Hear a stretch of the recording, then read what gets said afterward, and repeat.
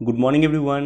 आज 25 जुलाई 2022 है। दैनिक जागरण के राष्ट्रीय संस्करण का कंप्लीट न्यूज़ एनालिसिस करेंगे जो UPSC, BPSC, Uttar Pradesh PCS या किसी भी पीसीएस के और साथ ही साथ किसी भी वनडे एग्ज़ाम के प्रीलिम्स, मेंस और इंटरव्यू तीनों ही पर्सपेक्टिव से इम्पॉर्टेंट होगा।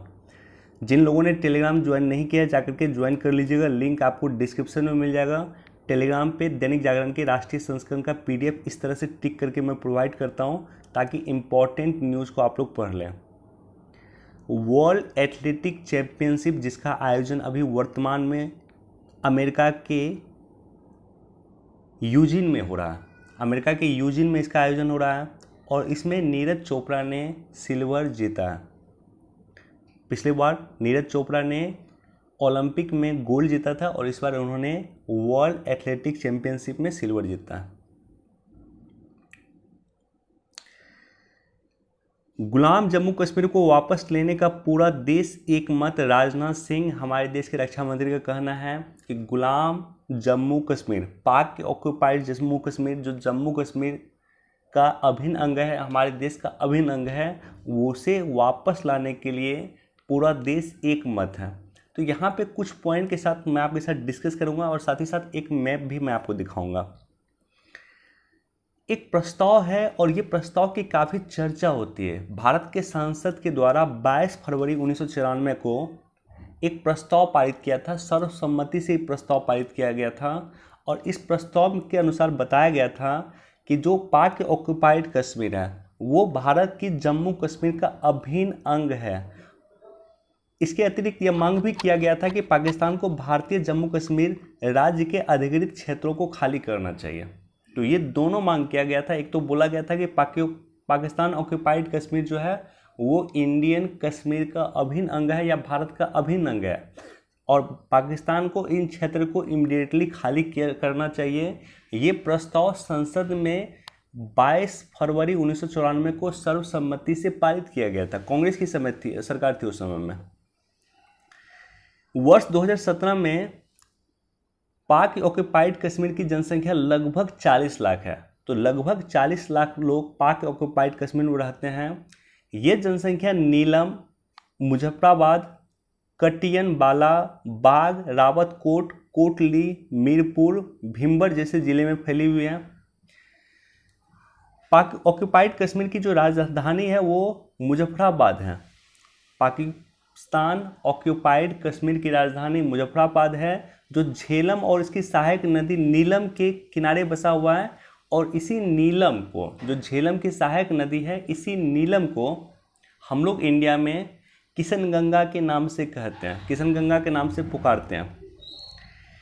1963 में एक समझौते के तहत काराकोरम के उत्तर में स्थित जम्मू कश्मीर के 5000 वर्ग किलोमीटर साक्सगाम क्षेत्र को पाकिस्तान ने चीन को दे दिया था। तो मैं ये क्षेत्र भी दिखाता हूँ कि इस क्षेत्र को पाकिस्तान ने चीन को दे दिया था।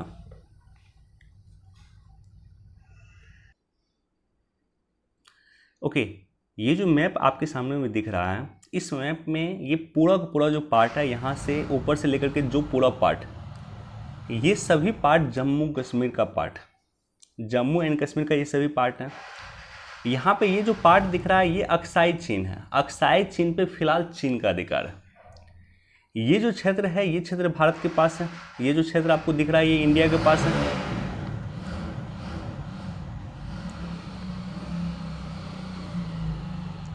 ओके, ये जो क्षेत्र आपको दिख रहा है वर्तमान में ये गिलगिट बाल्टिस्तान का क्षेत्र है जिसे हम लोग पाक ऑक्यूपाइड कश्मीर कहते हैं। तो यही पाक ऑक्यूपाइड कश्मीर है जिसकी राजधानी मुजफ्फराबाद है। आप एक गौर कीजिएगा कि पाक ऑक्यूपाइड कश्मीर की जो सीमा है यहाँ पे देख रहे हैं आप, अफगानिस्तान से लगती है। तो इसलिए हम लोग जो अगर मैप हम लोग खींचते हैं तो हम लोग बताते हैं कि भारत की सीमा अफगानिस्तान से भी लगती है। लगभग 90 किलोमीटर के आसपास जो है पाक ऑक्यूपाइड कश्मीर की सीमा वो अफगानिस्तान से लगती है। चूँकि पाकिस्तान ऑक्यूपाइड कश्मीर को हम लोग भारत का अभिन्न अंग मानते हैं, इसलिए हम लोग ये कहते हैं कि जो है भारत की सीमा अफगानिस्तान से लगती है, ये बात हम लोग मानते हैं। अब देखिए यहाँ पे ये जो सियाचिन का क्षेत्र है ये भी भारत का पार्ट है। यहाँ पे आपको दिख रहा है साक्सगाम वैली। ये जो साक्सगाम वैली है ये पीला टाइप का जो आपको दिख रहा है, ये 1963 में पाकिस्तान ने चीन को गिफ्ट कर दिया था। अब सोच कर देखिए, पाकिस्तान चाहता क्या, अपनी एक टेरिटरी को, अपनी एक ज़मीन को वो चीन को क्यों गिफ्ट कर दिया? और ये ज़मीन तो भारत का है भाई, भारत से उन्होंने हड़पा है। मान लेते हैं कि ये पाकिस्तान का ही ज़मीन है, तो क्या अपनी ज़मीन को आप चीन को गिफ्ट कर दीजिएगा? नहीं ना। लेकिन पाकिस्तान ने ऐसा किया। तो यहीं पे हमारे देश के रक्षा मंत्री का कहना है कि अब वक्त आ गया है कि हम पाक ऑक्युपाइड कश्मीर को भारत में मिला लें, ये समय आ चुका है।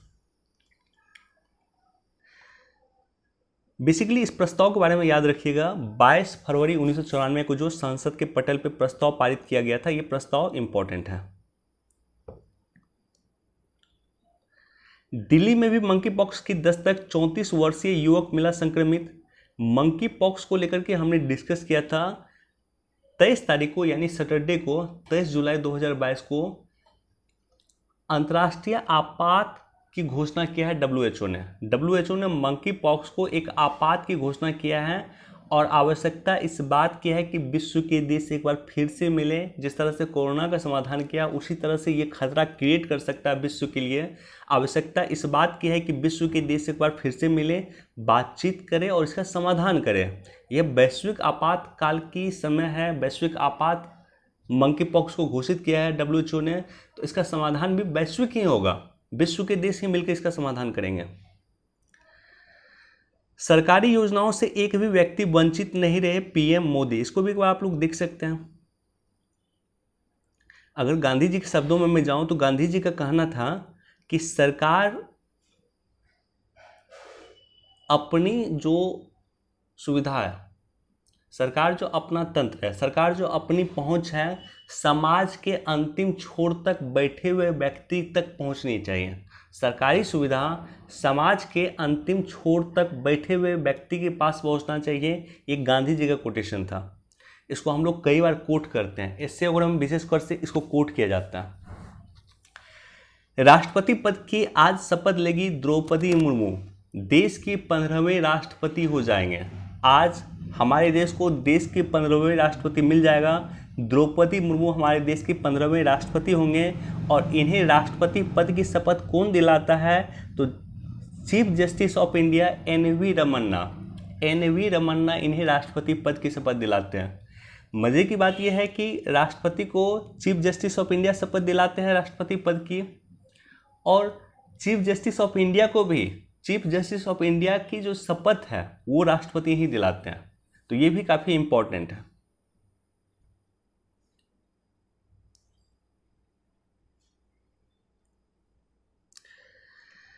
राष्ट्रपति कोविंद का विदाई संदेश, अपने बच्चों के लिए बचाएं धरती। विशेषकर जलवायु परिवर्तन की खतरा को देखते हुए इसे सचेत रहने का आगाह किए हैं राष्ट्रपति रामनाथ कोविंद जी अपने अंतिम भाषण में या विदाई संदेश में। विद्यार्थियों के लिए अनिवार्य की जाए सामुदायिक सेवा, एक बार इसको भी पढ़ लीजिएगा। 13 से 15 अगस्त के बीच में घरों पे फहराए जाए तिरंगा। लगभग 25 करोड़ तिरंगा फहराए जाने का अनुमान है और 25 करोड़ तिरंगा को बनाने में जो छोटे मोटे उद्योग हैं, एमएसएमई है, विशेष रूप से इनको लाभ होगा और 200 करोड़ रुपए तक का लाभ होने की संभावना है।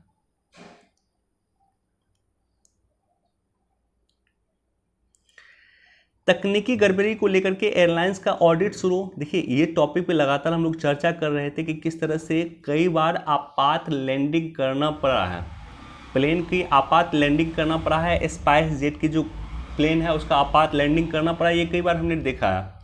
तो ऐसे कंडीशन में इसका तकनीकी ऑडिट करना या इसका ऑडिट करना आवश्यक था ताकि इन गड़बड़ियाँ इसकी कम हो।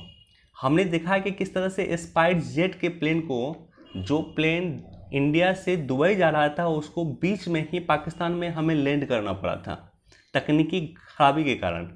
तो ये तकनीकी खराबी ना हो, इसके लिए एयरलाइंस का ऑडिट करना शुरू किया है और इसके लिए डीजीसीए ने बेसिकली आदेश दे दिया। कारोबार की सुगमता के लिए केंद्र सरकार ने कई कदम उठाए। ये भी इम्पोर्टेंट है कि आखिर ईज ऑफ डूइंग बिजनेस को इम्प्रूव करने के लिए केंद्र सरकार ने क्या क्या स्टेप उठाया। मसलन केंद्र सरकार ने जेम पोर्टल की शुरुआत किया, केंद्र सरकार ने सारी सुविधाओं को ऑनलाइन किया, केंद्र सरकार ने बैंकिंग सुविधाओं को बढ़ाया, जनधन योजना के माध्यम से लगभग 45 करोड़ लोगों का खाता खोला गया। जो सुविधाएं इन लोगों को दिया जाता था अब उनके अकाउंट पे डायरेक्टली दिया जाता है, डायरेक्टली बेनिफिशियरी ट्रांसफ़र दिया जाता है। इसके अलावा जो उद्योग इंडिया में लगेंगे उस उद्योग के लिए सिंगल विंडो सिस्टम की सुविधा किया गया। इसके अलावा जेम पोर्टल की सुविधा किया गया, कुछ खरीदारी करना है ये उद्योग का जेम पोर्टल के माध्यम से खरीद सकते हैं। तो कई सारे सरकार ने स्टेप उठाया है जो ईज ऑफ डूइंग बिजनेस को इम्प्रूव कर सकती है या कारोबारी सुगमता को बेहतर कर सकती है।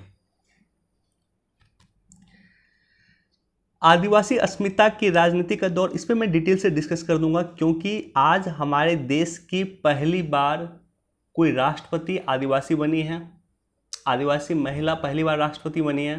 तो आदिवासी चर्चा में, तो आदिवासी के बारे में अगर बेसिक में चर्चा आपके साथ करूं तो देश में लगभग 104 मिलियन यानी लगभग 11 करोड़ लोग अभी आदिवासी हैं। हमारी जनसंख्या का 8.6% लोग इंडिया में आदिवासी हैं, एसटी समुदाय से हैं, शेड्यूल्ड ट्राइब समुदाय से हैं, उसे ही आदिवासी कहा जाता है। गोंड भारत की सबसे बड़ी जनजाति है, सबसे बड़ी जनजाति जो है गोंड है, और संथाल तीसरी भारत की सबसे बड़ी जनजाति है। भारत में 705 जनजाति समूह रहते हैं जिसकी वर्तमान में पहचान किया गया है, जो एसटी के तहत 705 जनजाति समुदाय इंडिया में रहते हैं, जिसमें 75 जो है विशेष रूप से कमजोर जनजातीय समुदाय हैं। इसको अंग्रेजी में कहते हैं पीवीटीजी। यूपीएससी में क्वेश्चन पूछा है कई बार इस टॉपिक पे। इंडिया में 75 पीवीटीजी हैं। पीवीटीजी मतलब होता है particularly vulnerable tribe group, particularly vulnerable tribe group, कमजोर जनजातीय समूह इसे कहते हैं। जैसे सेंटिनलीज वगैरह जो हैं, जो अंडमान निकोबार द्वीप समूह में रहते हैं, वो सब पीवीटीजी के तहत आते हैं क्योंकि आज तक सरकार वहाँ पहुँच नहीं पाई है, आज भी वो लोग जंगल में ही रहते हैं। सबसे अधिक जनजातीय समुदाय जो है उड़ीसा में पाए जाते हैं, 62 जनजातीय समुदाय उड़ीसा में पाए जाते हैं। जनजातियों की बेसिकली पहचान है जल, जंगल और जमीन। जल, जंगल और जमीन, ये तीन चीज जनजाति की पहचान है, आदिवासी की पहचान है। और जनजातीय क्षेत्रों में लोगों का जो हस्तक्षेप होता है वो बेसिकली खनिज संपदा और प्राकृतिक स्रोत के लिए पूंजीवादी वर्ग जो है जनजातीय क्षेत्रों में हस्तक्षेप करती है। जनजातीय क्षेत्रों में लोग क्यों जाता है? खनन के लिए जाता है, वहाँ पे बहुत सारे मिनरल्स पाए जाते हैं, खनिज पाए जाते हैं। तो उन खनिज के, उन मिनरल्स के लिए, उत्खनन के लिए लोग जनजातीय क्षेत्रों में हस्तक्षेप करते हैं। विशेषकर पूंजीवादी लोग हस्तक्षेप कर रहे हैं जनजातीय क्षेत्रों में इसी कारण। अगर आप देखेंगे सरकारी प्रयास, सबसे पहले संवैधानिक प्रयास देखिए। आर्टिकल 15 में किसी तरह का कोई भेदभाव जनजातीय लोगों से नहीं किया गया। आर्टिकल 16 में लोक नियोजन में समानता की बात कहा गया, सरकारी नौकरी में समानता की बात कहा गया, और इसी आर्टिकल के तहत एसटी लोगों को विशेष आरक्षण दिया जाता है सरकारी नौकरी वगैरह में। अनुच्छेद 46 एसटी और एसटी के शैक्षणिक और आर्थिक हितों को बढ़ावा देगी राज्य सरकार, ये चर्चा किया गया है। अनुच्छेद 342 सब क्लॉज ए, राष्ट्रपति किसी राज्य या केंद्र शासित प्रदेश के संबंध में राज्यपाल के परामर्श के बाद एक सार्वजनिक अधिसूचना द्वारा उस राज्य या केंद्र शासित प्रदेश में अनुसूचित जनजाति या आदिवासी समुदाय के उप समूह के रूप में निर्दिष्ट कर सकती है। कहीं पे किसी जनजाति को एसटी घोषित करना हो या किसी वर्ग को एसटी घोषित करना हो तो ये राष्ट्रपति राज्यपाल के लिखित आवेदन के बाद ऐसा कर सकता है या राज्यपाल के परामर्श के बाद ऐसा कर सकता है। इसी तरह से अनुच्छेद 335 अनुसूचित जाति और जनजाति के संबंध में सेवाओं और पदों का दावा करता है। अनुच्छेद 338 ए एसटी आयोग की चर्चा किया गया है, राष्ट्रीय अनुसूचित जनजाति आयोग की स्थापना की चर्चा किया गया है। 5वीं और 6ठी अनुसूची में अनुसूचित जनजाति के लिए एसटी के लिए विशेष प्रावधान किया गया है 5वीं और 6ठी अनुसूची में। इसी तरह से अगर आप कुछ कानून देखेंगे तो एक कानून हमारे पास है SC/ST एक्ट, जिसे हम लोग साधारण रूप में कहते हैं SC/ST एक्ट, हम लोग इसे साधारण रूप में कहते हैं, लेकिन इस एक्ट का पूरा नाम है अनुसूचित जाति और अनुसूचित जनजाति अत्याचार निवारण अधिनियम 1989। ये लाया गया है विशेष रूप से जनजातियों के हितों के संरक्षण के लिए लाया गया है। पेशा एक्ट 1996 में आया है।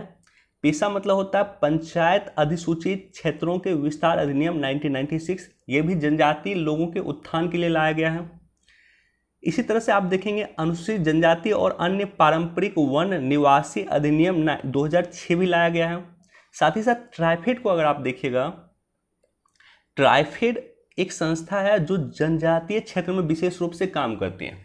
जनजातीय क्षेत्र का जो उत्पाद होता है उस उत्पाद को MFP के दायरे में लाता है, माइनर फॉरेस्ट प्रोडक्ट के दायरे में लाता है। और जिस तरह से MSP होता है उसी तरह से MFP होता है। जो फॉरेस्ट उत्पाद होता है उसके लिए MFP होता है, माइनर फॉरेस्ट उत्पाद होता है। और माइनर फॉरेस्ट उत्पाद देने का काम ट्राइफेड करता है। जनजातीय क्षेत्र में जो उत्पाद बनते हैं उसको देश विदेश तक पहुंचाने का काम ट्राइफेड का है। ट्राइफेड एक संस्था है। इसी तरह से प्रधानमंत्री वन धन योजना, ये भी जनजातीय लोगों की भलाई के लिए लाया गया है। और इस तरह से सरकार कई सारी योजना जनजातीय लोगों के उत्थान के लिए लाई है। बाकी इस एडिटोरियल को आप लोग पढ़ लीजिएगा। भीषण गर्मी में यूरोप बेहाल, जलवायु परिवर्तन का कारण है। यूरोप में भीषण गर्मी, जो यूरोप में हमेशा ठंडी पड़ता था, आज वहां पे भीषण गर्मी है और इसका कारण है जलवायु परिवर्तन।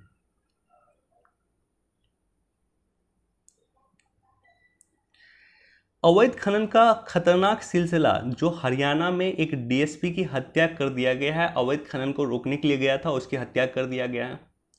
तो हमने आपके साथ डिस्कस 2 पॉइंट पे किया था। एक तो अवैध खनन को रोकना आवश्यक है और दूसरा अरावली का इंपॉर्टेंस क्या है, अरावली का क्या महत्व है। अगर अरावली नहीं होगा तो हमारे देश का क्या कंडीशन होगा, अगर अरावली नहीं होगा तो हमारे देश के भौगोलिक स्थिति क्या होगा। चूंकि अवैध उत्खनन जो हो रहा है वो अरावली का हो रहा है। और मैंने एक डाटा भी आपके साथ शेयर किया था कि राजस्थान सरकार ने माननीय सर्वोच्च न्यायालय में डाटा दिया कि आई थिंक 130 के आसपास टोटल चोटी अरावली की थी राजस्थान में, जिसमें 31 या 32 चोटी गायब हो गई। गायब चोटी कैसे हो सकती है, क्योंकि पूरा का पूरा चोटी का उत्खनन करके उसको समाप्त कर दिया गया। तो इसलिए अवैध उत्खनन को रोकना आवश्यक है ताकि अरावली बचा रहे। अरावली बचा रहेगा तभी हमारे जलवायु जो है दिल्ली में या राजस्थान के क्षेत्र में या हरियाणा के क्षेत्र में वो बचा रहेगा। इसको भी आप लोग पढ़ लीजिएगा। मंकी पॉक्स को ग्लोबल हेल्थ इमरजेंसी घोषित कर दिया है WHO ने 23 जुलाई 2022 को। पेपर जरूर पढ़ा कीजिए। जिस टॉपिक की मैं चर्चा करता हूं एटलीस्ट उस टॉपिक को आप लोग एक बार जरूर पढ़ लिया करें। ओडिशा पे रूसी हमले के बावजूद यूक्रेन ने प्रारंभ किया अनाज निर्यात प्रक्रिया। यूक्रेन और रूस में बेसिकली तुर्की ने मध्यस्थता करके ये समझौता करवाया था कि दोनों देश विश्व में जो खाद्यान्न संकट क्रिएट हो रहा है उसके लिए दोनों देश सहमति बनाएंगे और अनाज का निर्यात करना शुरू करेंगे। श्रीलंका जैसी स्थिति की कगार पे पाक, इमरान खान ने कहा है कि पाकिस्तान की स्थिति श्रीलंका जैसी है। अब देखिए जो पेपर पढ़ रहे हैं इस तरह के जो भैंसा का दौर वगैरह होता है, ये भैंसा का दौर बेसिकली हो रहा है अच्छी फसल के लिए और ये थाईलैंड में हो रहा है।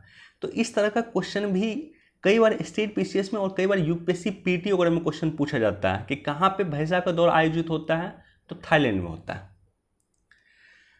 दोस्तों मंडे को मुद्दा एक पूरा पेज डेडिकेटेड होता है और आज का पूरा पेज आपको मुद्दा पे मिल जाएगा और मुद्दा हमारा है अल्पसंख्यक। तो ये पेज को आप लोग डिटेल से पढ़ लीजिएगा। अल्पसंख्यक के बारे में डिटेल से यहाँ पे चर्चा किया गया। अगले साल मार्च तक 100% सरकारी खरीद जैम पोर्टल से करने की तैयारी। देखिए जैम पोर्टल की जरूरत क्यों थी। जैसे मान लीजिए कि एक ऑफिस है, गवर्नमेंट का ऑफिस है, उस गवर्नमेंट का ऑफिस को 10 लैपटॉप चाहिए।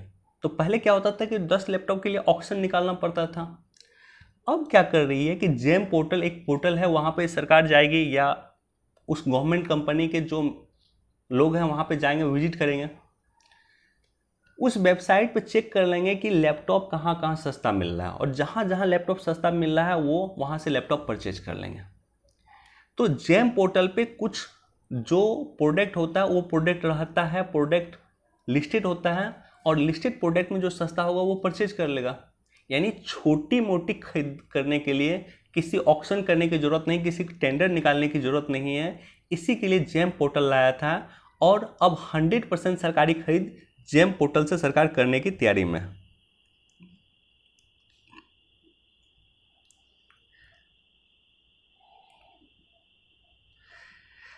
झारखंड में रामगढ़ में जमीन के फव्वारे के साथ निकल रही मिथेन, मर रहे हैं पक्षी।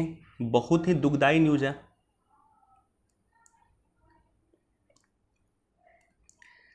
अभी भी गंगा में बहाया जा रहा है 50% गैर शोषित सीवेज, एनजीटी का कहना। तो एनजीटी बेसिकली इस तरह के कार्य के लिए एक्शन लेती है, विशेष कोर्ट की स्थापना। एनजीटी मतलब एक विशेष कोर्ट बनाया गया है, और इस तरह के विशेष कोर्ट जो पर्यावरण को लेकर के एक विशेष कोर्ट का निर्माण किया गया है। इस तरह के कार्य करने वाले इंडिया विश्व का तीसरा देश है। पहला ऑस्ट्रेलिया है, दूसरा न्यूजीलैंड है, और तीसरा इंडिया है।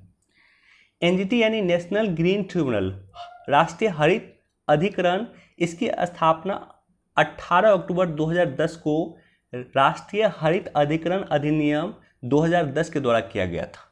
यानी एनजीटी एक सांविधिक निकाय है, क्योंकि इसका स्थापना एक एक्ट के द्वारा किया गया था, संसद के एक एक्ट के द्वारा किया गया था। एनजीटी यानी एक विशेष न्यायाधिकरण, पर्यावरण के संबंध में एक विशेष न्यायाधिकरण स्थापित करने वाला यह विश्व का तीसरा देश बन गया भारत। पहला ऑस्ट्रेलिया है, दूसरा न्यूजीलैंड है। एनजीटी का हेडक्वार्टर नई दिल्ली में है, जबकि इसके 4 क्षेत्रीय कार्यालय हैं जो भोपाल, पुणे, कोलकाता और चेन्नई में अवस्थित हैं। एनजीटी के पास कोई मैटर आएगा तो 6 महीने के अंदर उसका निराकरण करेगा, 6 महीने के अंदर उस मैटर को सॉल्व करेगा। अब देखिए सबसे इंपॉर्टेंट, एनजीटी जो है 7 कानून का उल्लंघन होता है तभी एनजीटी एक्शन लेता है। वो 7 कानून इंपॉर्टेंट है।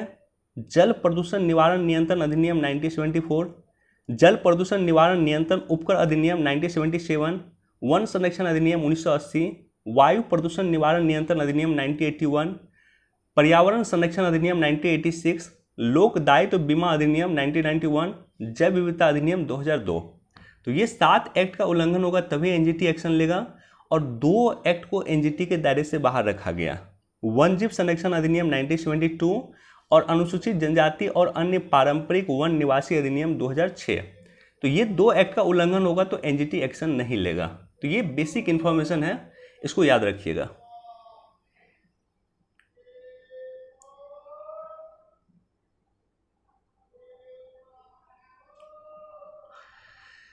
चलिए दोस्तों, इतना ही न्यूज़ था। 2 पॉइंट पे मैं यहाँ पे बस डिस्कस करता हूँ पीटी पर्सपेक्टिव से।